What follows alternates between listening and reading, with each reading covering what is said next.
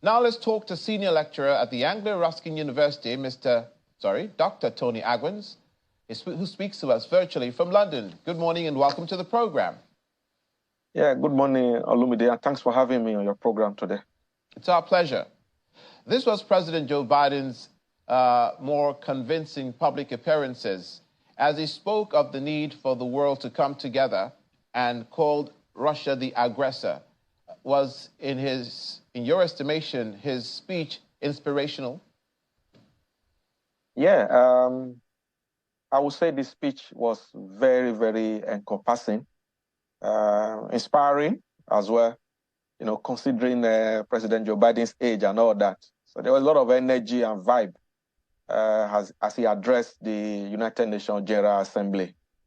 And then the speech covered a lot of ground.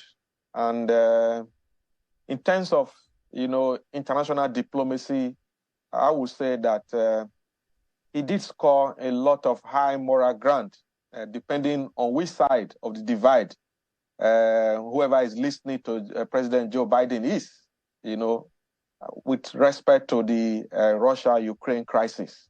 He spoke a lot. And then for me, the summation of what President Joe Biden said is what many analysts like myself has always said is the issue of, setting a precedent in the international arena.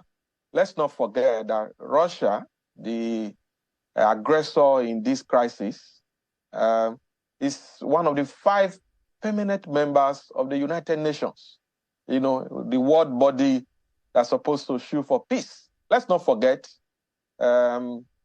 it was after the Second World War that the world decided to come together to form this organization as an umbrella body on 24th October 1945. And like President Joe Biden said, it's about 77 years now, that body has been in existence. So it was a very powerful speech, and I think the message was very well received across the world. But like I said, it depends on whose side of the fence that whoever is listening is standing on. In President Joe Biden's speech, silence can speak louder than words. He seemed to be silent about mediation. He spoke about the problem. He spoke about the need for galvanizing action. It seemed to be a one-way solution, not to talk of the Russian side and the need to bring them to a negotiating table. There was nothing in that regard that we saw from either Germany or the United States. What's your view? Absolutely. In fact, I was able to come into that. In fact, that has been the main challenge from the United States and the NATO side. I think the only time they spoke about, table discussion, negotiations, was even before the crisis started in February last year. So they were, telling Russia that they need to discuss, but Russia was saying that Ukraine can never be a member of the North Atlantic Treaty Organization, NATO. So that was the only time that any discussion took place. But for the US, one would have expected, to be honest, that President Joe Biden would have, as an elder statesman, he's been in the international game. Joe Biden, let's not forget, played a huge role when he was vice president to Barack Obama back in the days. He was, involved with negotiation with Iran, the nuclear part, and all that. So he understands this thing. But surprisingly, he's not really talking about discussions or having conversation or having this, dialogue with Russia. So that, I don't really know where that is coming from. Is maybe because they are a superpower, they have the military might. It could be ego or national esteem. But I think it's one area where the US and NATO need to, because sometimes in crises like this, it's better to adopt the principle of the carrot and the stick. But they have not been doing that as well.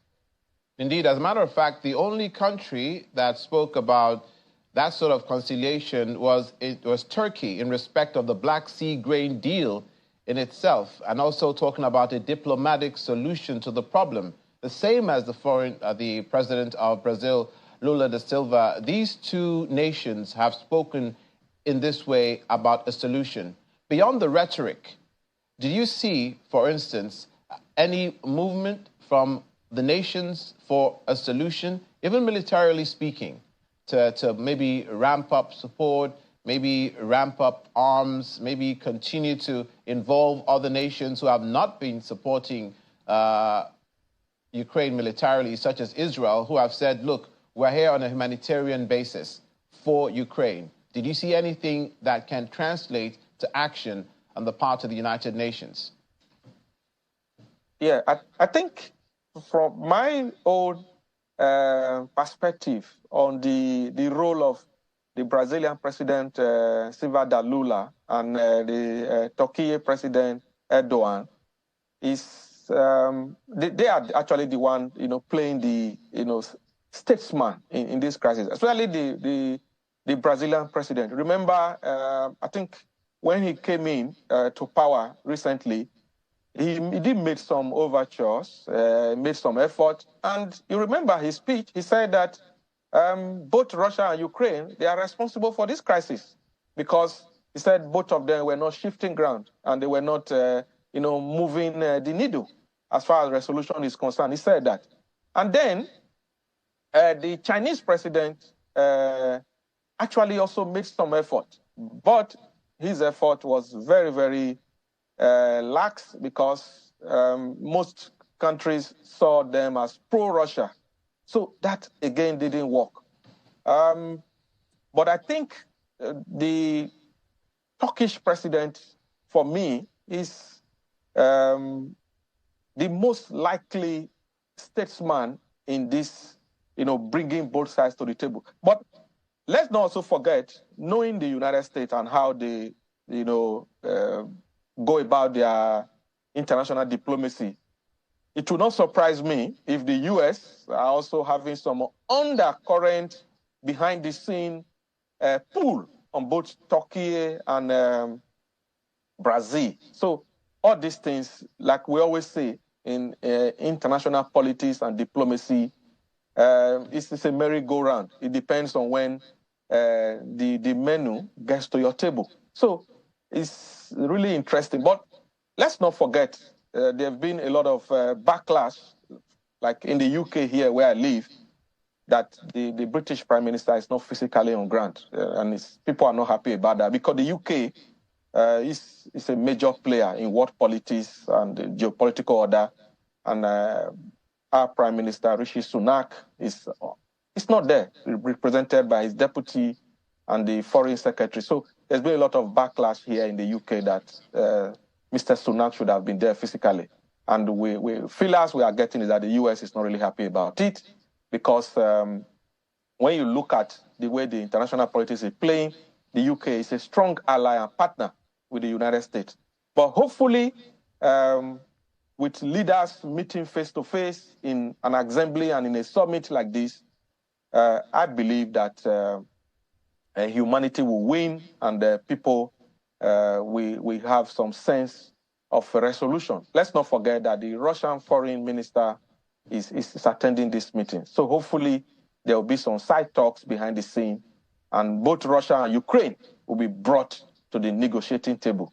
That needs to happen, and it needs to happen very fast. Are you aware of any reason why Rishi Sunak, who is a vocal supporter of Ukraine, did not attend? Yeah, from the information we're having is that he's got so much on his table at the moment. But most foreign experts and analysts in the UK, they are not, and politicians in the UK, they are not having that. People are really upset that nobody will buy that. Nobody will buy that as a reason because that's part of the UK foreign policy, and he's been very front and center with support for Ukraine. But let's leave that for the moment and discuss the position of the U.S. President Joe Biden. You've alluded to, in your answer to my previous question, that you don't know why there's so much pushback against Russia to exclude all forms of negotiation. When you alienate an already alienated Russia, it's been argued that you're pushing them into the arms of North Korea, which is happening. You've pushed them into the arms of China, who are detrimental to U.S. dominance on the global scene and economically, you're pushing them into the arms of the Taliban, who understand now Afghanistan are having talks with Russia for cooperation in certain areas. So does this effectively box and limit the influence of the United States on the global scene when you don't take all parties into account? Absolutely, Olumide. For some of us analysts and who have been following very, very closely this crisis since it started about 19 months ago, we believe that the U.S. as the recognized global superpower, people may challenge me on this, but that is what it is. They should have been more statesmanly, in bringing Russia and Ukraine together. But that is gone now. Like you have alluded to, the Russians are, having a lot of support. We also, the visit of the North Korean leader, to Russia some few days ago, and all the optics was in the international media, and Afghanistan also coming in, and it's expected. Let's not forget that the first law of international relations is what is in it for me. So nations, they do that. So when they see any opportunity, they take it. That is on one side. And then I think the major challenge for the US is, and which this is going to be a real danger in this whole dynamics, is the fact that the American elections is coming up next year. And the Republicans are, some of the tunes coming from their music boss is not really good news for the Ukrainians and even for NATO, because knowing politicians and the way they do things, the Republicans are going to, take this Ukraine issue as a major campaign matter. So I think for President Joe Biden, if I was to give an advice, is for him to a bit come down from the high horse and try to push, whether directly or indirectly, for Russia and Ukraine to come to the negotiating table, and then something has to give way. And like we always say in negotiations, you can't win everything. You win some and you lose some. Because the way things are going, China is pulling one way, the North Koreans are promising, Iran, they are promising things to Russia. And at the end of the day, God forbid, this war may just go on for a very long time. And we hope that it doesn't escalate, and then we have a third world war on our hands. Indeed, one day longer is too long as we approach 600 days of this conflict. Thank you, Dr. Tony Agwins, who joined us from London. He's a senior lecturer at the Anglia Ruskin University in London. Thank you. Thank you.